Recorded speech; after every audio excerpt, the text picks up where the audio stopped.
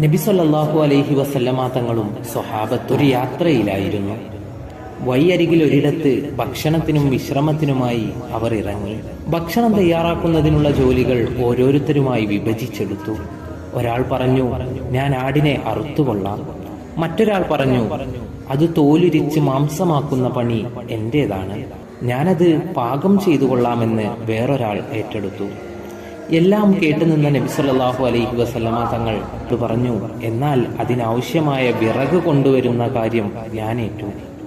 അത് ഞങ്ങൾ തന്നെ ചെയ്തു കൊള്ളാം നബിയെ, അങ്ങ് വിശ്രമിച്ചോളൂ എന്ന് സ്വഹാബത്ത് ഒന്നടങ്കം പറഞ്ഞു. നബി സല്ലല്ലാഹു അലൈഹി വസല്ലമ തങ്ങൾ പ്രതികരിച്ചു, നിങ്ങൾക്കത് ചെയ്യാൻ കഴിയുമെന്ന് എനിക്കറിയാം, പക്ഷേ നിങ്ങളെക്കാൾ ഉയർന്നവനായി എന്നെ കരുതാൻ ഞാൻ ഇഷ്ടപ്പെടുന്നില്ല. എന്തുകൊണ്ടെന്നാൽ തൻ്റെ കൂട്ടുകാരേക്കാൾ സ്വയം ഉയർന്നവനായി കരുതുന്നവനെ അള്ളാഹു ഇഷ്ടപ്പെടുന്നില്ല.